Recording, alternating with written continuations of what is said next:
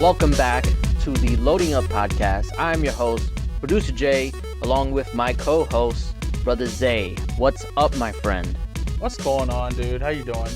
I'm doing good. It's just a lot of stuff has been happening lately, and it's tough to keep track of everything. But we do our best. And but before we get into all of that, I want to remind you that you can like and subscribe if you're watching on YouTube. It'll help us out a lot and reach more of an audience so we can bring our lovely voices to more ears. And you can also rate us if you're listening to a podcast or listening to the audio on a podcast app. And that will help us out as well. And you can also support our sponsors, which is W Energy. There's a link in the description.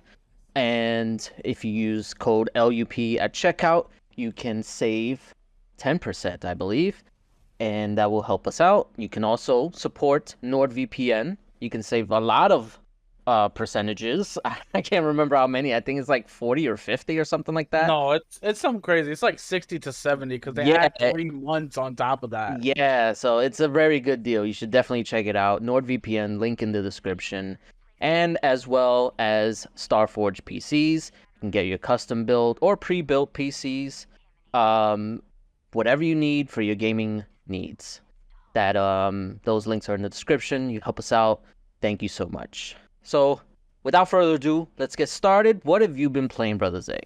Oh no, I've been playing so much. I'm one of those types where I'll play a little bit of everything, but come back to a couple core games. So as you can see from the video, if you're watching on YouTube, I've tried out the playtest for Mecha Break, and it was pretty cool. I got to say, it's you're out there with the mech, you get to create a custom character. The characters are a little suggestive because they're it's like a Japanese game, so yeah, the physics are there, just put it that way. Yeah. But the gameplay is awesome. You're in a mech, you get to it's kind of like Call of Duty Hardpoint, but with giant mechs. And they have different types of mechs, different play styles. So if you want to be support, you could be support. If you want to be in somebody's face with a sword or hammer, you could do that. Or if you want to just fly around in a jet, shooting everybody out like Starscream, you can do that too, which is dope. So many different ways to get into these games, and it was really fun. I had a lot of fun playing it. Yeah, no, I'm looking at the gameplay now, and it's very like high action, very fast paced. Yes, it is very high action, fast paced, but the controls are really simple, and you kind of pick up on it fast, especially if you're into those shooters type games. Those hero shooters, even it's got a new this new twist on it with the mech. Yeah. Okay. But it's really fun. Is it more or less like Armored Core? It is. I think the only thing about it being pertaining to Armored Core is that it has mechs. Because Armored Core is very difficult, very hard, challenging. This is just a team-based game. You got to go collect the points. It's more casual. Right. Whereas Armored Core is very hardcore. Yeah. Yeah. You can absolutely just jump in. Anybody can jump in, Okay. So it is not as hardcore as Armored Core. Gotcha. But yeah, so I've been playing some of that. I've also been playing through Tales of Arise, which I feel like I'm over the halfway point. The story's getting really good, so I'm really enjoying that. And of course, I started the Mafia Definitive Edition that they dropped on Game Pass.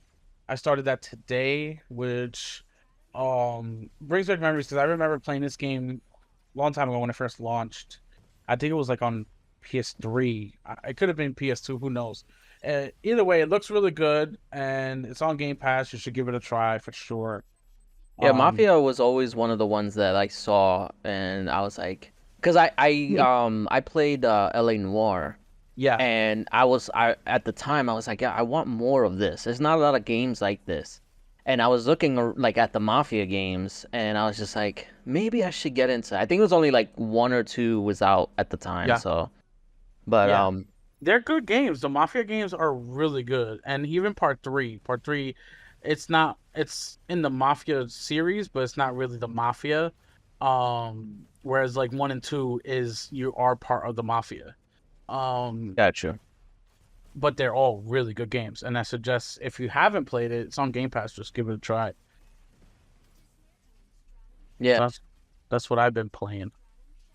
Yeah. Definitely if I want to start games, adding it onto my backlog. But no, so I've been playing same games as usual. I've been playing I want to like complete it. Like I want to get all the achievements Oh because no. like I mean it's not hard. It's just I feel like I've said it before. It's very just tedious. You gotta keep doing stuff and it's like I get these games every year and it's just like I never finish them. Like I never like do everything that there is to do. And I always feel like I'm kind of like cheapening my experience because of that. But so this time I decided just to like power through and do everything. And it's really not hard. It's just takes a while. But yeah, so I've been playing that and I've been still playing Dungeons of Hinterberg. It's getting really good. And I didn't mention it last week when we talked about it, but I really like the upgrade system where it's tied to like the relationships that you Yeah. make with other people.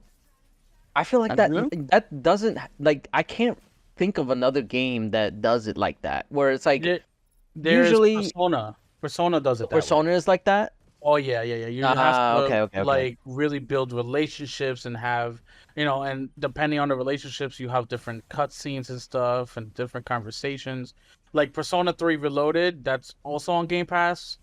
If you have not tried any Persona games, you want to get a really good feel of how that sort of system works, where you're like your relationship system. Persona 3 Reloaded is a great entry to that. Okay. Yeah, Persona 3 does it really well. So then maybe that's where they got the inspiration from because it's very unique and I like it because it forces me to do things that I would because it's one thing to just put it in a menu and just add points to whatever one thing you want to upgrade.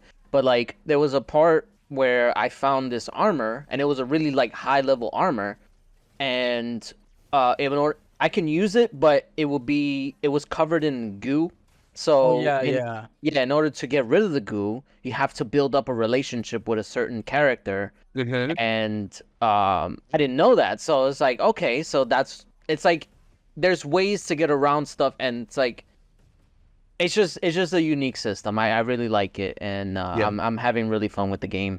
So Okay. yeah, it's on Game Pass if you haven't tried it yet, Dungeon of Hinterberg. And it's one game that cuz so I play a lot of the like the indie games that are on Game Pass. Yeah. I play it on my ROG Ally, and I play it on my break.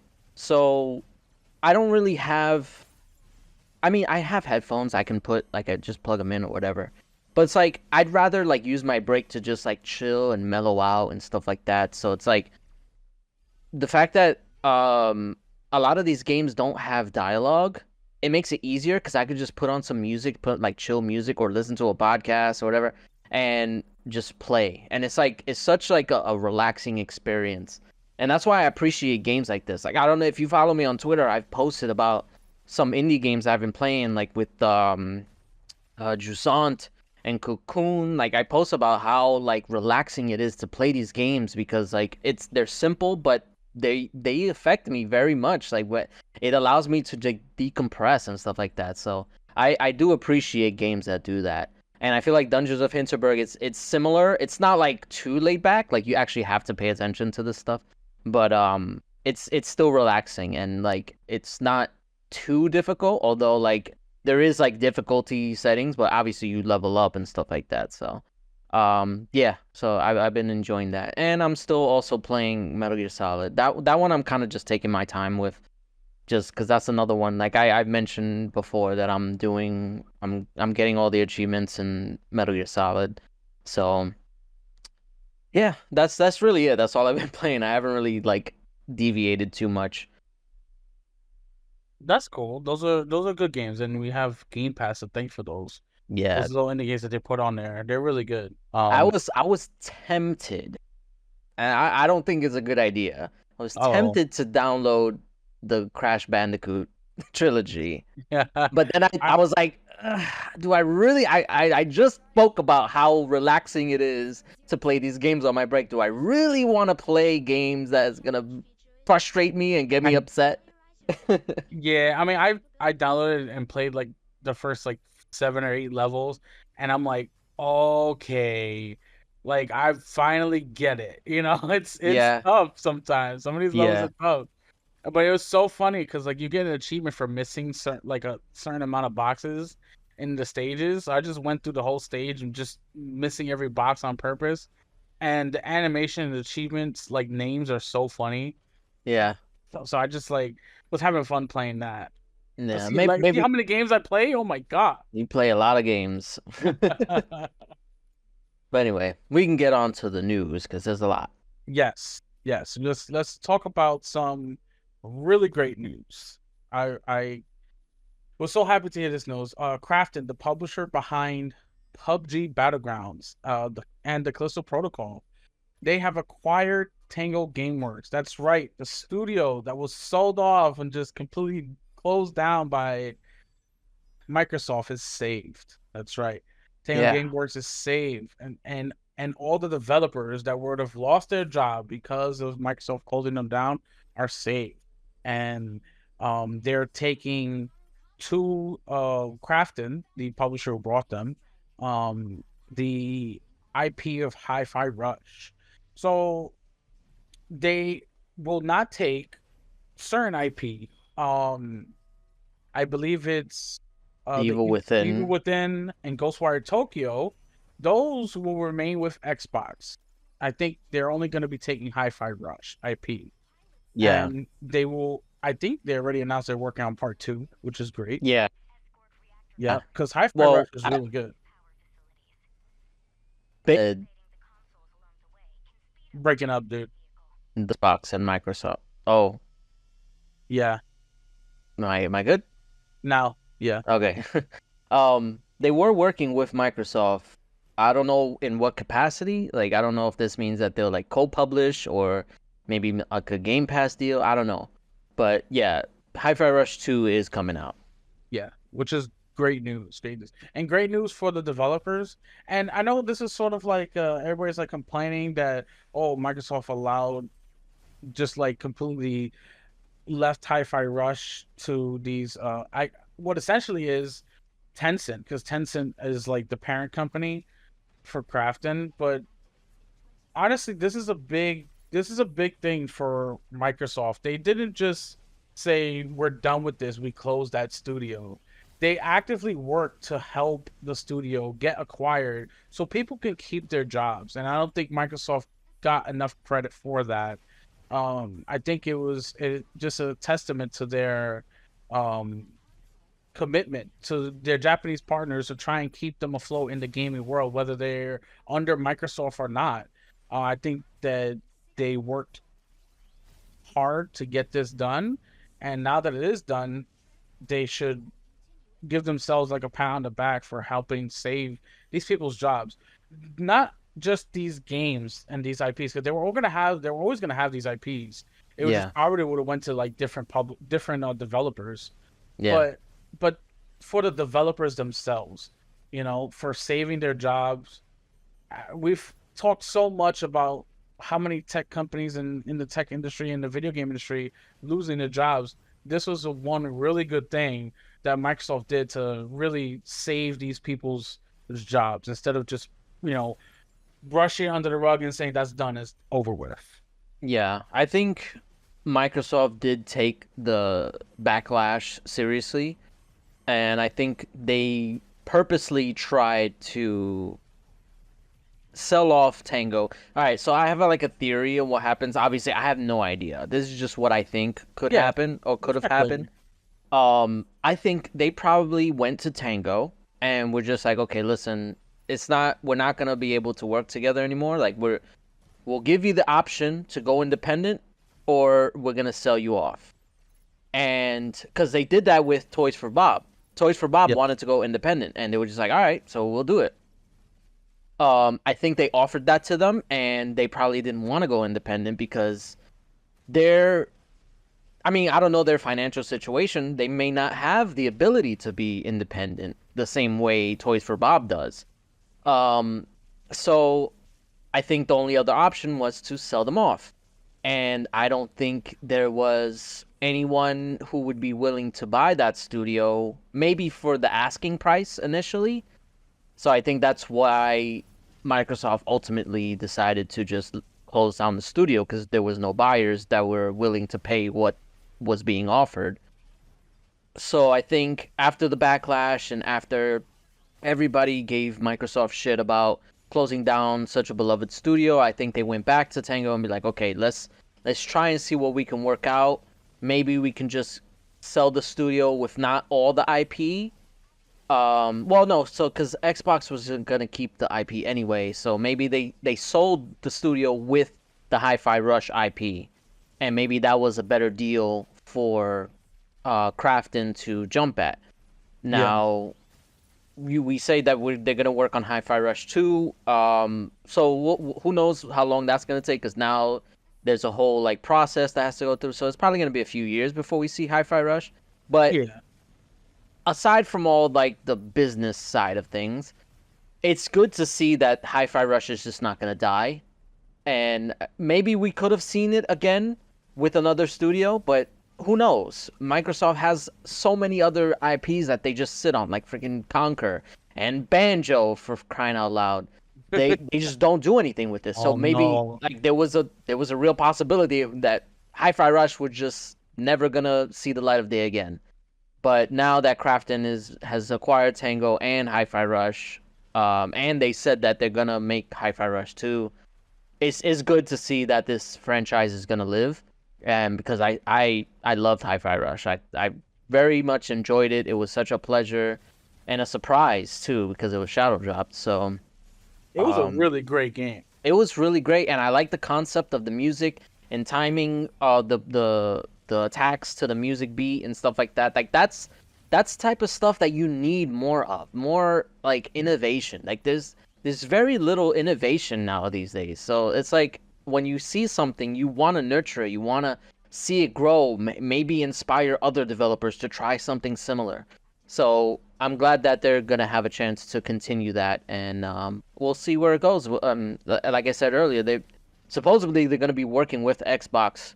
I don't know to what capacity, but maybe it could be something that they work with Xbox into, like to bring to Game Pass again, because that was one of the reasons why it blew up so much is because of Game Pass. So I don't know, we'll see, but at least Hi-Fi Rush is alive and Tango is alive, and all those developers are still able to provide for themselves. For sure, for sure. It's all great news all around. Yeah, Good especially news. now with all the layoffs that's been happening, it's Yep. good to see a reversal of that, you know? Yeah, absolutely, absolutely. I think we need that slither of hope this year. Yes, we did. We Although did. Crafton doesn't have the best track record, I want to say, just Fuck, as a you precaution. ruined it. You I'm, s- ruined I'm it. sorry, I just had to put Callisto Protocol. I'm sorry, it wasn't that good, but Oh, hopefully they could change their ways. Maybe Hi-Fi Rush might be a different bag for them. you know what? You ruined it. On to the next one. All right. Sorry. Replaced an Xbox console exclusive, a Cyberpunk side scroller, has been delayed a second time. It's now expected to come out sometime in 2025. Doesn't even have an official date. Um, it was previously delayed to this year from 2022, and now it's again delayed. Sad Cat Studios said our initial release date was optimistic, and we apologize for that. Developing Replace is quite a unique challenge, and we're proud to be creating something special. We said we need more time to ensure we meet the high standards we set for ourselves and to meet the expectations for our fans. So they did say that they're going to be at Gamescom, which is coming up. Yes, Um, next week I think, right? yeah, yeah. So they're gonna be at Gamescom, gonna show off Replace, but they're just not ready to release it. Um, and I guess that's a good thing, especially if you want to go up against this holiday season that's kind of packed. between Call of Duty, Assassin's Creeds, what is it, Star Wars Outlaws. We still have yet to the flight simulator to come out, as well as Indiana Jones. I feel like it's just too much, especially big games. You don't want this really awesome side scroller indie game to come out and just be drowned in that those big holiday games, those big holiday Yeah. releases. So it's kind of, it kind of sucks that it's delayed, but I don't want to play a game that comes out and it's buggy mess or it doesn't work properly. I would rather them delay it and it be better Yeah. than it coming out to a mess and then just us dropping it for a game that's just a little bit more optimized, a little bit better to find, more fun to play. Yeah. I think with delays, I mean, obviously delays always suck, but at the end of the day, like if a delay is necessary, then a delay is necessary. If the game is gonna be better off for it, then obviously, yeah, we'll freaking complain about it on Twitter, but at the end of the day, like it's still gonna be a better game when it does come out. So, I mean, I was looking for this. I was looking forward to this game for a long time. Yeah. Um, I feel like that. I, I feel like I'm going crazy. I feel like there was another game that was very similar to this. It wasn't replaced. It was called something else, I think and I know what you're talking about. it It's was like the futuristic one where you get cloned or something. yeah, like I don't know. I Yes. I remember seeing it on like Xbox's Yeah. stage, Mm-hmm. and That's then the one. Because I was that one, confused. yeah, that one disappeared, and then this one came. I Yeah. don't know if it's by the same studio or just Nah, somebody it's that's different. They just okay. they So feel the same because they're both sort of futuristic, like it's cyberpunk the type yeah things. 2.5D with the pixel in the 3D environment or stuff like that. That's obviously like the main draw of it. Yeah. I mean, I've seen a few videos of it. I don't know exactly what the gameplay loop is gonna be. Is it like a RPG type, or is it What, just side replaced? scrolling? Yeah, No, no, no. It doesn't look like it's just side scrolling. I mean, how can we describe it like that's for the thing. our It's viewers? it's such a It's hard thing to Yeah, describe. it really is. I guess I mean, you can always just watch a clip of the replaced trailer from the Game Yeah, Awards in 2022. Because it did come out during the Game Awards. It is a side scroller game. It's sort of like a action, um, just dystopia where things are happening in the future. And it's sort of like this detective. It kind of reminds me of like uh Castlevania-esque, you know. yeah, yeah, It's weird to it's really weird to describe. But yeah. The only way you have to see it. The you only have to way. see it. That's the You have only to see way it 'cause it's to unique. understand. It's It unique. is. It is. That's why people are upset that it's being delayed because they want to I play am. it. Yeah, I'm upset. But ultimately, for the same reason that I'm okay with Avowed being delayed, I'm okay with this being delayed because this holiday season is very packed, and there's a lot of games that are gonna take up a lot of time. Yeah. So I appreciate that. I mean, I feel like this has happened not every year, but it's happened before where games just move out of the way because there's so many. I remember actually, I think it was 2000. What year did Mass Effect 2 come out? Oh no, 2009 I don't remember. or maybe 2010. I don't remember. But that year, I remember there was so many games coming out the previous year, like the previous holiday season, that every game moved to the next year, like the next quarter. It's like January, February, March. And then that was like overcrowded. And so it's like I hope not many other games get delayed because then that's gonna make next quarter or the following quarter, January, February, March, overcrowded. Like you don't want that as well. Um, but yeah, so I can appreciate not appreciate, but I can understand where they're coming from, and they probably just don't want to avoid getting stuck in between all the big games, and it makes sense. So why not have the spotlight to yourself? Now, they never said like when next year. They just said 2025, right? Yes, it is no official date. Just Okay, come out so in 2025. That's it. all right, so then they can kind of play around with that and like see what other games are coming out. Maybe release it in the summer so that way they have they have the spotlight. Because I feel like for whatever reason, no games come out in the summer. Like they just don't. I don't understand why. Like that's when the most people are at home playing games. Yeah, but You you would also think when it comes to summer, people are also on vacations. true. So it's that summer drought is there because people go away sometimes. I look at it as more people have free time because they're on vacation. And I think maybe in the past it was like, oh, okay, they're gonna be on vacation. They're not gonna play games or whatever. But we have the Steam Deck, we have the ROG Ally, we have the Switch.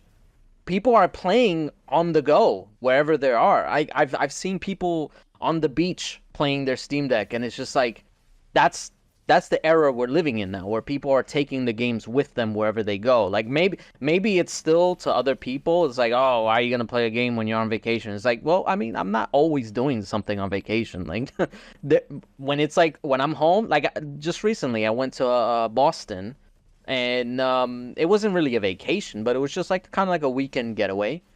And I mean, we were out all day, but then when we came home at like 8 o'clock, 9 o'clock, I'm in the hotel room. I'm not tired. What am I gonna do? I'm gonna play games on my ROG Ally. So it works. Like obviously, like there's a use case for it. So I think now developers need to kind of like tweak their understanding of how the summer or how much people game during the summer. I I mean, think there's going to be a lot of more gamers during the summer than any other maybe, period. maybe, and I say maybe only because these companies have the data to sort of back Yeah, their true. You're their right. own release schedules up. They have the data. Microsoft has the data for this, so Yeah, Um, you're I right. mean, we are of course just watching from the sidelines and thinking as consumers, which is good. That's what we should be doing. But we also have to realize that there could just be too much coming out. We also don't know when GTA 6 is coming out. We I was don't gonna know say anything in that time frame at all. there So needs to maybe be. release it in the summer or even spring when it's sort of because even in the spring, there's only Well, like maybe one or two games coming out. we don't like you said. We don't even know when GTA is coming out. They can announce it's coming out in the spring, and then every game that's coming around is It screwed. gets delayed again. Yeah, it gets delayed into the fall. So that's what I'm saying. Like, I feel like they gotta kind of play the field and see what's coming out. Like the fact that they just said 2025, that gives them enough wiggle room to be like, okay, we'll see what comes out when and decide when we want to release our game. It's really honestly, yeah, it's gonna come down to whenever GTA comes out. Because I mean, I feel like Here we within the go. next few months. No, no, no. I'm being serious. Within the next few months, we'll know when GTA is coming out. Well, we'll There, see. there was a leak. I don't know how reliable it was, but they said that there was a timeline that supposedly in September we're gonna get another trailer, which is gonna show the date and stuff like that. But we'll find out. But going back to the game, like I'm looking forward to it still, obviously. So um, yeah. I mean, a delay can only mean good things. You would hope, right? Yes, yes. Let's hope that it makes the game better. Although the game looked fantastic, you can watch the trailer on YouTube. Let's just hope that it comes out in a really great state. Yes. All right, and on to some good news for Call of Duty players. Activision is finally doing something about Call of Duty's giant download size. Oh, so according to Activision, Call of Duty games is famous for their giant size, and they want to do something about it before October 25th, the launch of Black Ops 6.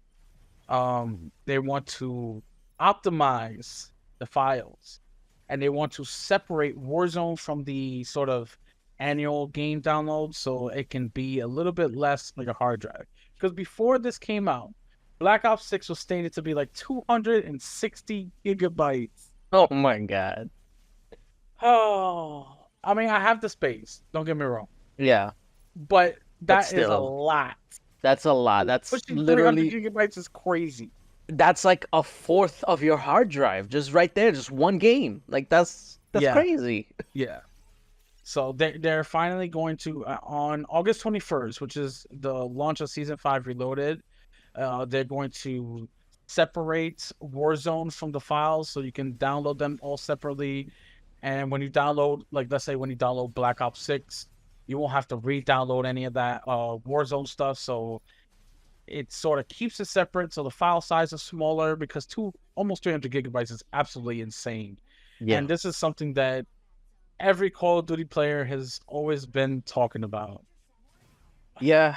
I mean, I've always said that it's a little bit silly, and I get why they did it, but the whole Call of Duty HQ app, like, it makes sense if you want to have like a centralized Call of Duty app to make so that way. And I said they kind of did it with Battlefield, where every game was listed in the app, and then you can just jump to it from that app. It makes sense, but realistically, how many people are jumping back and forth between Call of Duties? Like, it's not a lot. Like, No, yeah, there's some dedicated players who are still playing freaking Modern Warfare 1. Like, there's still people playing the freaking Black Ops 2 and Modern Warfare 2, or the original Modern Warfare 2 on 360. Like, there are dedicated groups, but they're not the majority. So to expect people to want to download all these different versions, including Warzone, it's a little much. And that's why the file size has been so big. I like that they're trying to separate the game from Warzone, because Warzone's free to play, but the game Call of Duty multiplayer, single player, that's still paid. Like, you still gotta pay to play those games, unless you're on Game Pass, baby. unless you're on Game Pass.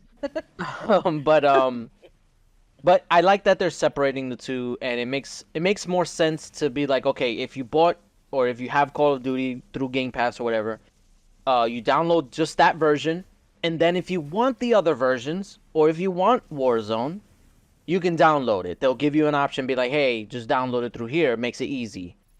So I think that's the what's the word I'm trying to think of? Like, that's the winning play. I don't know. I don't know, for whatever reason that came to my head. That's the best course of action to go to. Like, make it separate everything, but give players the option to download the stuff that they want. I Because think I that's think, where they were originally started to go, but they didn't know exactly how to do it, so they came up with the HQ so you could pick and choose, right? yeah. But Now, now they're just optimizing that even further. I have a question. I don't know if they've ever said this, and I think maybe it's self-explanatory. So when they added Call of Duty to Game Pass, it was just Modern Warfare 3, right? Yes. Okay, so then you would still have to own the other one, like Cold War and Modern Warfare 2 and stuff like that, Yeah, right? yeah, yeah. It was Okay, just so Modern Warfare 3, the single player, the campaign, and the multiplayer. okay, so Oh, I I said think, campaign, multiplayer, and zombie. Sorry. and yeah, and zombies. Okay, so I think possibly the best way they should go about it is just download the Call of Duty app or the HQ, whatever it's called. Just that's going to be on Game Pass, including whatever game is in addition to it. So, or rather, the Call of Duty HQ app should be free. Like, you just download that's free, and then you can buy the games within it. But then if you have Game Pass, you have access to the ones that are in Game Pass, which right now is just Modern Warfare 3. I think that's probably the best way to do it, so that way you give the players the option to what games they want to download. Because I think just having everything downloaded up front is not the way to go. Because I asked you, like, not too long ago, like, is Call of Duty, like, can I uninstall all these other games? Because I didn't know you could do it, and I'm Yeah, sure a lot of other people don't either. So I yeah, think the best way is just to start from no games, and then you download the app, and then you install the games from within the app. I feel like if they're gonna do it this way, then that's the best way to do it. yeah. I mean, going And forward, we eventually, can go ahead. I wonder if this will just be an Xbox thing, but eventually, when all the other Call of Duties are added into, I wonder if they're gonna have to adjust the app to make it so that way you can launch the other games, like the ones that are not even on, like the 360 games. I feel like maybe eventually they'll get there, but right now they should focus on just like focus on the games that are on Game Pass, Yeah, which is I Modern think Warfare 3 and then you're Black Ops trying 6. I think you're trying to come up with a solution to the problem they don't have yet, which Yes, is the yes, games not on Game Pass yet. that is true. Yes, I'm trying to think. I'm Which thinking ahead. you're thinking ahead, which I appreciate because we want those games to come to Game Pass. We do. I never got to play Infinite, Call of Duty Infinite. Never got to play the campaign for that. I want to revisit some of the older ones, at least just the campaign.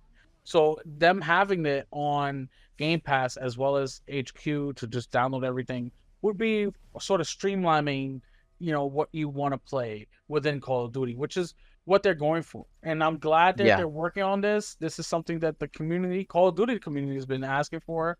But realistically, nobody once Black Ops comes out, it's just Warzone and Black Ops. Nobody's gonna be playing true. zombies on Modern Warfare 3. Nobody's gonna be playing Yeah, the no, campaign on Modern Warfare 3. They, like you said, they will have a small subset of people who will still play those games, but everybody's gonna be on Black Ops, yeah, whether zombies, campaign, or multiplayer. And of course you'll still have the Warzone because that's free to play. So you're gonna have all of that together, and this is sort of just streamlining everything for us, for the customers, for the gamers. yeah, It's just good news all around. yeah, definitely. Yeah. Now I want to get into some Helldivers 2 controversy. Here we So go. so we know that Helldivers 2 came out earlier this year. It was a major hit for Sony. The PC community carried this game. There's no real story to this game.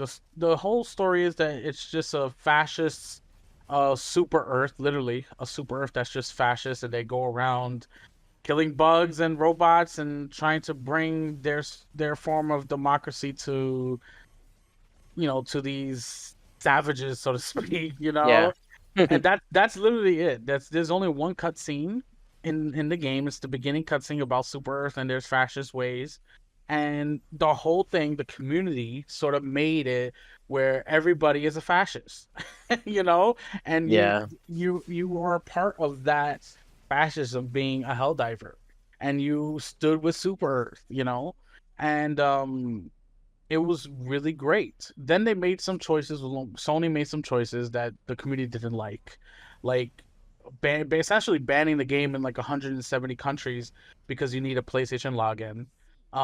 And then after that fiasco, they sort of nerfed a lot of people's favorite guns and just weapons and stratagems that they used in the game. They nerfed them really badly, so people weren't having fun playing it.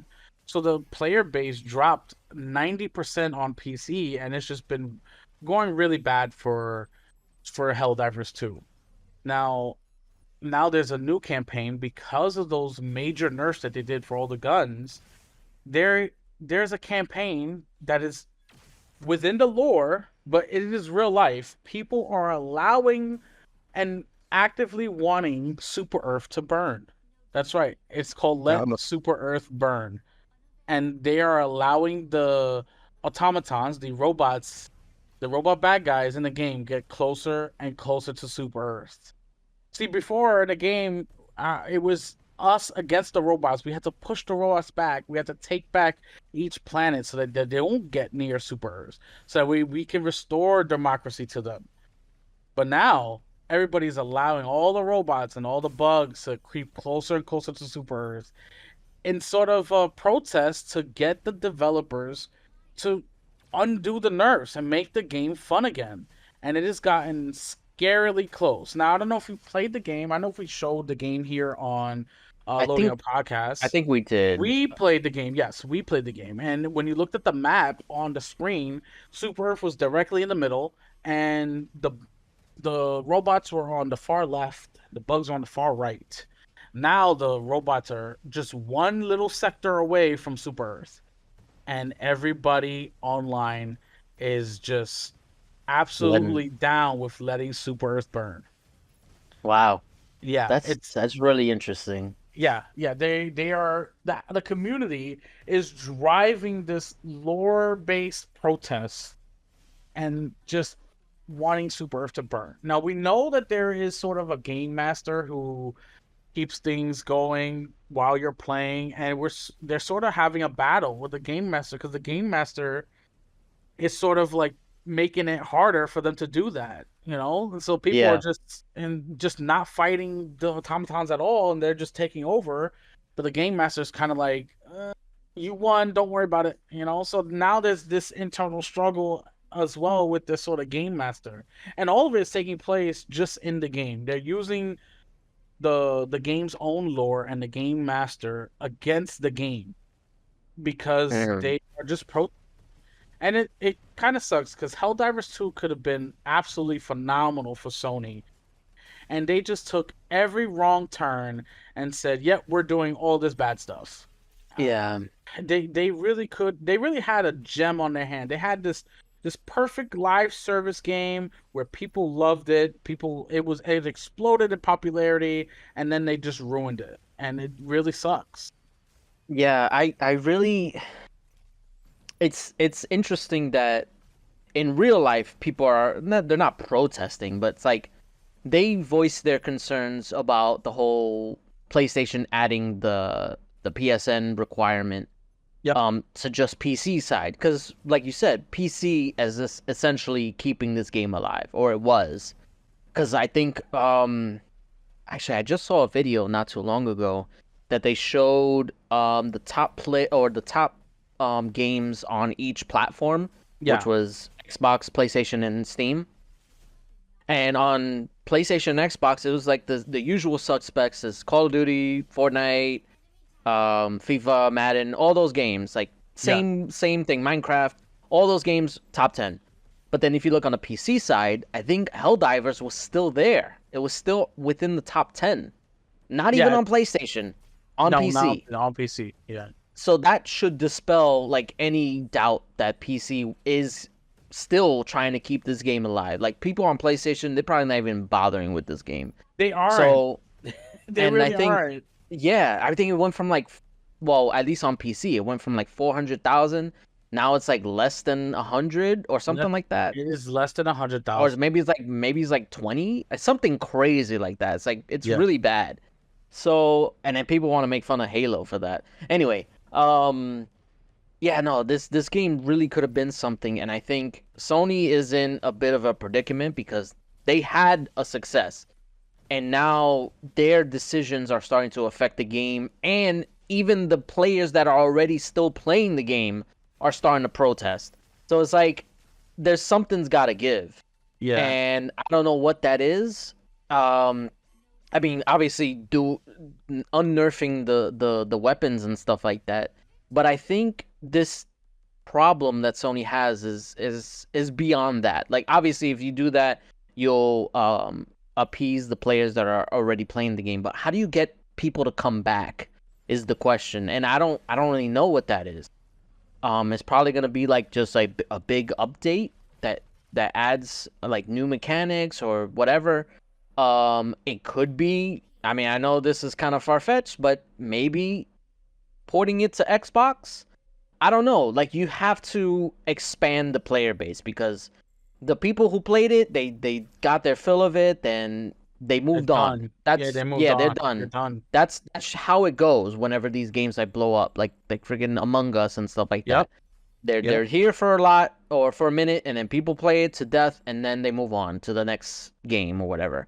Yeah. Helldivers was part of that, and I think Sony is desperate to try and like get the players back or to kind of like refill the player base, and they gotta figure it out because Helldivers 2 was actually very fun to play. I haven't played it in a while, but I know a lot of people who did, and they loved it, and there's some who still play it. So Yeah. We had a if ton you, we had a ton of fun playing the game. The game is fun, but when they come out and they do all these things like nerfing yeah, and it just it makes the game and yeah, like with the first of all, whole it's not a multiplayer game. It's a yeah. co-op game. So why are you nerfing? We're not playing against other Yeah, people. Nobody's yeah, complaining.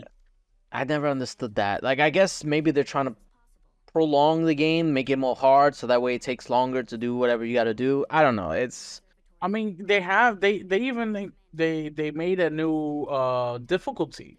You know, if that's the case, just make more difficulties. Why nerf some people's favorite weapons? In yeah, a co game, it just doesn't make any sense. yeah. I don't know, but Sony's definitely got to figure something out, or else they risk losing one of their most successful live service games. Because we all know Concord ain't doing it.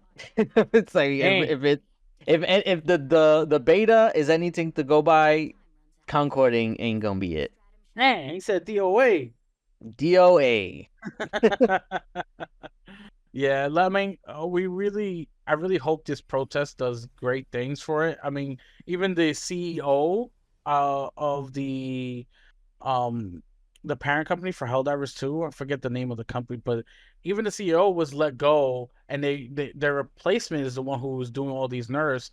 So it's like they let somebody go who was kind of doing okay for it to just do worse. It just Yeah. doesn't sit well with the community, and the community is speaking out in their own way, very unique and very awesome way that they're doing it. Um, let's just hope that this protest stems some good news from it.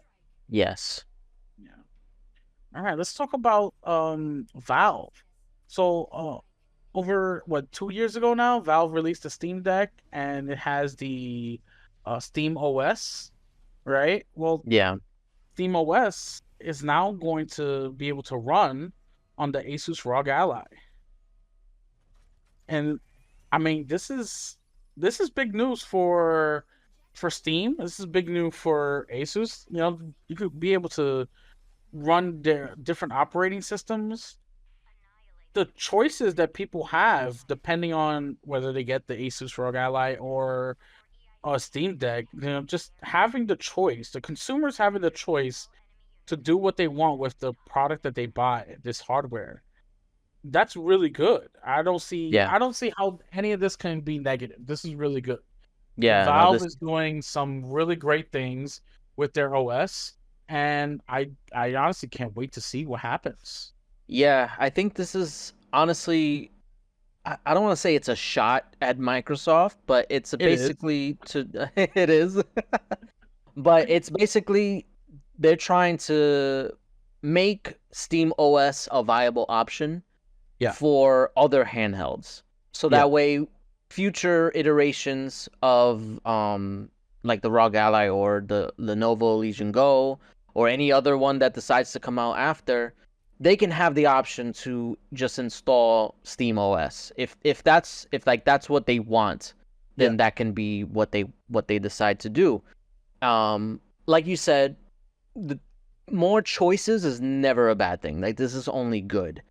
Yeah. And it's just really interesting that Steam is doing this now because we've heard rumors so many times about Xbox releasing their handheld and Yeah. what that could mean for the PC OS and stuff like that. Because I think I'm pretty sure Phil Spencer said this like out loud that if they were to have a handheld, he would want it to be like native and he wanted to be have all the libraries from PC and console on the handheld because separating them causes issues and stuff like that. I mean, I deal with it now with the ROG Ally and Xbox. Like, yeah, most games are able to like coexist and complement each other and stuff like that, but not every game does, and that's the Yeah. problem.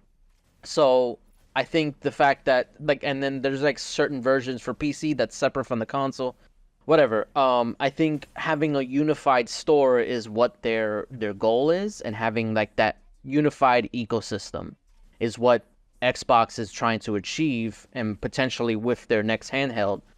Um, and this Steam being releasing their OS to other platforms is kind of like pushing that idea forward, and hopefully this means that Xbox will start to kind of like get the ball rolling with their OS because I mean I'm sure they're working on it, and I always said, I mean, maybe I didn't say it publicly or to you guys, but I always thought that like what they should do is release their handheld, but in addition to that, release and whatever OS that it's running on, release that as well. So that way people who have existing handhelds can install it and run it. So that way they can still get that experience without having to buy another $600 handheld. But it's good that Steam is doing that, so that way it's um it's showing that there it is possible, you know? So that Definitely. way it's not like you don't have to get a Steam Deck to get the Steam Deck experience, you know? Because I know a lot of people who they were deciding like, oh, what should I get, a Steam Deck? Should I get ROG Ally? And they don't know, so they look at reviews and stuff like that, and now they have the option to get kind of like the best of both worlds. You get the power because one of the things that the Steam Deck is like is kind of like it's not really a con, but it's like it's less powerful than the other handhelds. So the fact that you can get the power of the other handhelds with the Steam Deck OS and all that that comes with it, that's that's beneficial to the user. So that way they don't have to worry about, oh, I don't want to get a Steam Deck. They can just get the higher model, the higher end model, and then just install Steam OS. So it's a win-win. And I like that they're doing this because it puts pressure on Microsoft to do the same thing. So Absolutely. Microsoft needs to really revamp their sort of PC app. It's terrible. It's not good. yeah, yeah, It it's is not very good. they've made strides in making it more compatible with like the handhelds. Like even I use it, but there's certain aspects of it like it doesn't you can't navigate it 100% with like the control sticks, which is very frustrating to me. It's not a big deal obviously because I can just touch and whatever, but it's like I shouldn't have to.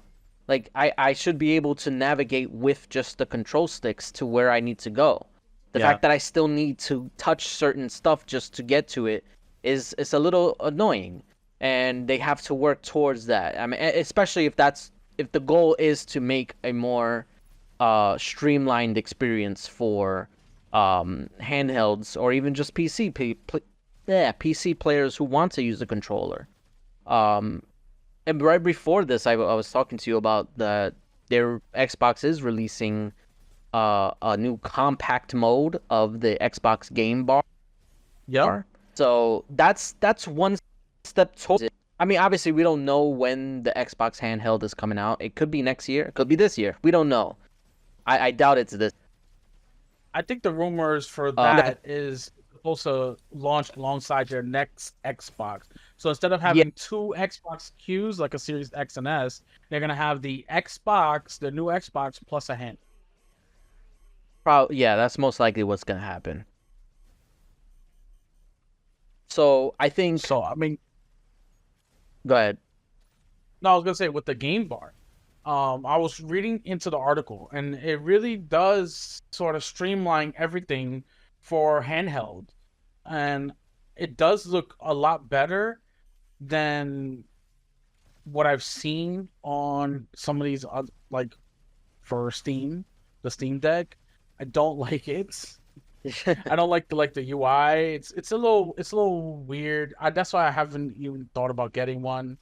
Um, but this sort of looks a little more compact, a little more easy to use. Like you said, off while we were talking offline, we're talking about how it looks like the Xbox dashboard, and I'm so familiar with that. So it's like, oh, that looks nice. That looks Yeah, easy to maintain and use. it's like the bridge between the two. Yeah. Yeah. I mean, right now, if you're, let's say if you do have a PC and you plug in an Xbox controller while you're playing the game and you want to open up your Steam's friends list, if you hit the Xbox button, you do sort of get like that menu.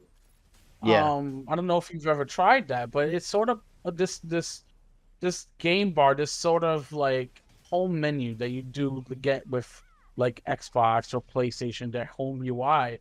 It does happen on the PC, but I've only ever seen it with my Xbox controller plugged in and when I press that Xbox button in the middle. So this reminds me of that. yeah. So I mean, this is a step forward into like I said, the handheld market. Like that's expanding now. So I think now these companies are starting to take it more seriously, whereas before maybe they thought it was just like a niche thing. But the fact that people are buying these products are it's showing these companies that okay, there is something to this. Maybe they should focus on it and work towards getting it to be comparable to like with Xbox, like making that experience similar to what you get on Xbox. Because Yeah, that's honestly that's mostly the audience for these handhelds. Those are people who want that console experience, and maybe there's PC people as well, like they want, but it's all about unifying that kind of that ecosystem to make sure that it works across everything. yeah, yeah. I mean, like we said earlier, more choices is only better for us. That Yes, include having the choice of using Game Bar, Steam OS, or whatever handheld we choose. It's all gonna be sort of integrated to where they can work together, so that it's better for the consumer. Because at the end of the absolutely. day, that's who we need to worry about. We need to worry about these billion or trillion-dollar companies. They're gonna be fine. We need to worry about us and our pockets and what's better for us as gamers. And as consumers, like literally, Yes, yeah. that's one thing I get into it with other people. There's so many people out there worried about like the business side, the finances and stuff. Like, you're a consumer, be a consumer. That's it. That's all you got to worry about. Like, How how dare you use logic? how dare I use How dare logic? you? All right. You know what? Let's get into the last bit of news we got, and reluctantly I'll get into it. Yeah, Let's talk about rumors. As you know, we take rumors with a grain of salt here, but we'll talk about it because it's like one of the biggest things that's everybody's talking about right now, and it's another sort of quote unquote big Xbox game that's going to be headed to the PlayStation 5. So this person called Shinobi 602 from Xbox era, he's sort of leaked and or talked about things before in the past that sort of makes him a notable leaker, and he has stated that there's going to be a big Xbox game going to PlayStation soon, and they think the announcement could be coming next week for Gamescom. Um, so everybody is sort of online now in either an uproar or excitement about what game could it possibly be. Um, and the big game that everybody's talking about that they believe it was Forza Horizon 5. They believe Forza is going to PlayStation. I don't know. I'm not upset about games going to PlayStation. I mean, it just if people pay $70 for a game that I could play on Game Pass, whatever, they're just giving more money to Microsoft and Xbox so that way we can continue to get more acquisitions and get more games on Game Pass. So for me, it's a good thing technically. I yeah, I don't care, but I don't like speaking about rumors, especially rumors like this from Xbox or Reset era. I don't like talking about them because who knows what they are, if they're true or not. It could just be fanboys, fanning the console wars. I don't know. I know he's a notable leaker and stuff, but I want to hear from the horse's mouth, and I haven't. I yeah. haven't. So I will take this rumor with a grain of salt, like everybody else should. But tell me, Bruiser J, what do you think? So ultimately, I think I mean, we've dealt with this so many times throughout the past few months with Xbox releasing games on PlayStation, and it's like, I mean, Phil Spencer himself already admitted that more games are coming. Like he just said it plain out. Like, more games are gonna be on other platforms. Like, that's just the reality of the situation. Now, we can sit here and complain and get upset about it every single time that there's a rumored game to come out on PlayStation, or we can just be, I guess, not understanding, but just accept it. Like I know it sounds like it sounds like defeatist, and it sounds like we're just giving up as console play or Xbox fans and stuff like that. But it's like they already said they're gonna do it. So at this point, Xbox fans have to make a decision. Are they gonna stay with Xbox because they want to get these games on day one on Game Pass? And do they care about these games enough that they're just gonna just play them on Xbox because they're Xbox games? Or are they upset that they're not gonna get their exclusives anymore, even though games haven't been exclusives for 7 years when they went to PC? Every Xbox game is on PC, so like they're not exclusive by default. Um, are they gonna get upset that Xbox doesn't have exclusives anymore, and they're gonna jump ship, or they're just gonna build a PC, or whatever the case may be? They have to make that decision because this is what's happening. More games are gonna come to PlayStation. That's just what's gonna happen. Um, I think and I wanted to make like a quick save about this, but I've been lazy. But ultimately, I think the end game is that both Xbox and PlayStation, they're not gonna have quote unquote traditional consoles going forward. I think maybe one more generation for PlayStation at least is gonna be like the traditional like PS6. That's gonna be traditional console. I think Xbox they see all right. So Microsoft they're a software company, but they're also a data company. We were talking about this before. Like Microsoft has all this data, and that's why they make the decisions that they do. And we joke about how sometimes Microsoft is just too early to the party sometimes. Like when they were talking about TV, everybody shat on them about it. But look at where now. We got Last of Us TV show, we got Fallout TV show, we got a Gears of War TV show coming out, we got Halo TV show. Like all these stuff is happening when they were just too early to the party. They saw the Too vision. early. Yeah, they were just too early. So I think now we're starting to see Microsoft preparing for what's coming, and we don't like it because it's not what we want. But they have the data, they see the future, they know what's coming. They know that eventually the console market is essentially gonna die. At least in the traditional console market. It's gonna morph into kind of like a hybrid, and we just talked about with the handheld and stuff like that. It's gonna morph into a hybrid PC console market where everything is available on everything.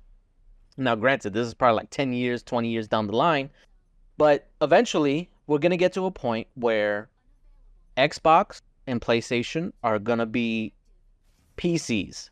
They're just at the baseline is just gonna be PC, and that Xbox is gonna have their OS and PlayStation's gonna have their OS. And obviously they'll still sell products, hardware, to the consumer who just for whatever reason just doesn't want to adapt and they're still in the console mindset that they'll sell in stores or whatever, and it'll be a very similar experience. You plug in, you start it up, whatever, it boots up just like a console would.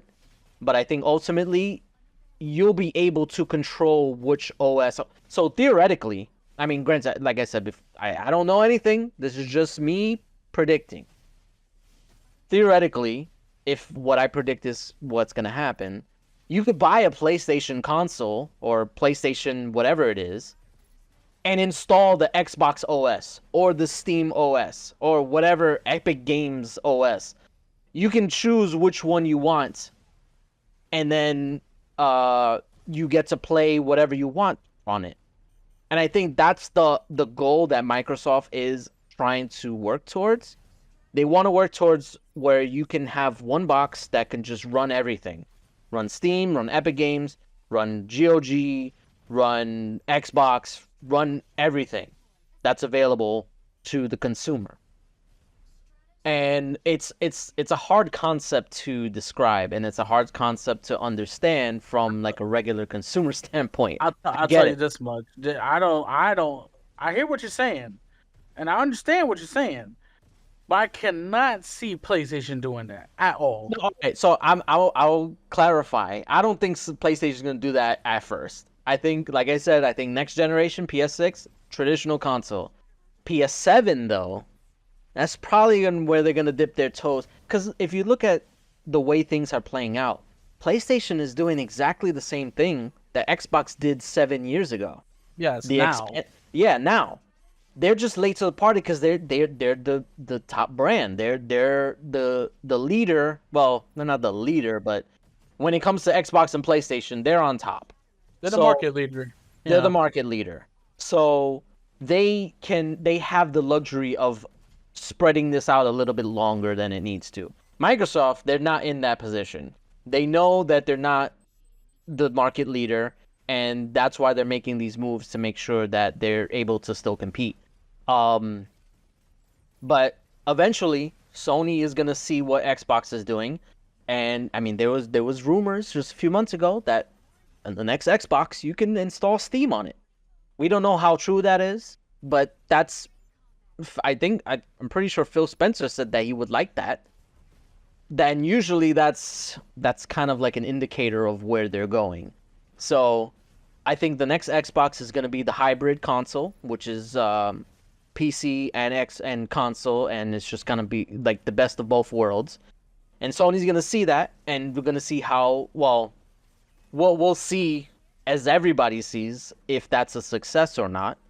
And if it is, I think PlayStation will follow suit because they have been following suit every step of the way. Everything that Xbox has done 7 years ago, 8 years ago, PlayStation is doing. PlayStation is doing now. So whereas like the subscription services, where it's crossplay, whether it's PC expansion, it's whether it's live service, all this stuff is Sony is doing now. Xbox did way back when. That's Sony's just on a delay essentially. So I think that's why I said like Xbox will do it first, and then PlayStation will do it next if it's successful. And then the only other exception is Nintendo, which I mean, I feel like Nintendo's kind of they're competing with themselves at this point. They're not even worried about what PlayStation and Xbox are doing. They're just doing their own thing. They'll if they decide to make a PC stuff, I don't know. I don't think so. But yeah, they're the exception to the rule. But in terms of the high-end console, Xbox and PlayStation are moving towards that, and it's going to be Xbox first and PlayStation after that. But going back to the original topic, because I kind of got a tangent there. Yeah, the rumor. So Forza coming to PlayStation. I don't think it's as bad as people think or believe it is. If it's true, obviously we don't know because we've heard multiple reports about it, and we've said some. I think Jez Corden said that he doesn't know if it's Forza. He said he hasn't heard anything that he's investigating or whatever. It could be Flight Sim. It could be another game. We don't know. I mean, and that's one of the reasons why you gotta wait till official confirmation. But ultimately, like I said before, these games, they're gonna come. Satya said it, Phil said it, so we just gotta just take it as it comes. But as we said again, just wait for the official confirmation before starting to, because I've seen so many people online just be like, if you're gonna bring every game, just say it. Like, no, they're not bringing every game. They said that already. Like, that's wait until they say what games are coming. Yes, more games are coming, but let them tell you. Like unless you want them to be like, okay, like as soon as they announce a game, okay, it's coming to PlayStation. I mean, yeah, they could do that, but they do value the exclusive, I guess, window. Even if the game is not going to be like permanently exclusive forever, they still value that exclusive window. Forza came out 3 years ago, so obviously, like maybe back then they were talking about bringing it to PlayStation, but they waited when potentially we're gonna get another Forza next year or the year after. So, like, I don't see the harm in experimenting and seeing which games do well on which platform. I mean, personally, I don't give a shit about this console war shit. I like Xbox for more than just the exclusives. Like, I was there with the Xbox One in 2014 when it was like the drizzling shits. So like everybody hated Xbox, and there was like no games to play. So if you were with me, then you're Xbox for life. But I mean, if you were, people have to realize Xbox is not going anywhere, right? no, They didn't spend nearly $70 billion for it to just die. And for anybody wishing the death of an Xbox, you don't understand what a company like Sony would do. You're gonna have $100 base games. You know, the console's gonna be yeah, $800. You know, there will be no competition. They will own the market. Having the death of Xbox is is going to be completely disastrous. It's not going to happen. These people yeah, are investing in the services and the Xbox brand. It's not going to go away. All right, it's not going to go away. So people need to just relax. Need to chill. Xbox is going to be around for a while. If they made it through the Red Rings of Death, if they made it through the Xbox One disaster launch, we will be fine. Xbox and the Xbox fans, they will be fine. They weathered really really tough storms. They're gonna get through a game going to PlayStation. Who cares? exactly. I think, I mean, we've been hearing that Xbox has been dying for like the past 10 years. At Yeah, some point, you got to realize this is probably not true. So, um, basically, if you're an Xbox fan and you're getting worried about some games coming to PlayStation, I would say, and again, I don't know anything. I would say you probably shouldn't worry too much because I think more PlayStation games are going to come to Xbox eventually, but we'll see. Within the next few years, I would say that's probably a possibility. But yeah, yeah, I wouldn't worry too much. If you like Xbox, just play on Xbox. Or if you want to move to PC, move to PC. I will say though, there's a lot of things with PC gaming that console gamers are not prepared for, and they're probably going to be upset about. Like just like the maintenance and upkeep and stuff like that. Because I go through it all the time, and I don't even play on PC like that. Just my PC just breaking for whatever reason, and then like it just starts working. It's like, what? Like that never yeah. happens on or at least it doesn't happen to me. I have never experienced where like it just doesn't work, and then it just magically works again. I don't know, but Yeah, that happened to brother Matt. We were on Discord, and all of a sudden his mic stopped working, and then 2 minutes later his mic was working. He was like, "I don't yeah, know what the heck just happened." it just does stuff. Yeah, Like the PC, no, it just wants. the casual players are not ready for sure. No, they're not. They're not. I think because I've seen a lot of people say, "Oh, let's just move to PC. We'll get PlayStation and Xbox games." Like, you're not ready for that. I'm telling you right now, it's not that simple. So, Yeah, but anyway, that's it. That's what we got. that's it. All right, so that'll do it for us. Thank you for listening. Remember to like and subscribe, and to rate us if you're listening on a podcast app, and support our sponsors: W Energy, NordVPN, Starforge PCs. We will see you guys next week. Peace. Later.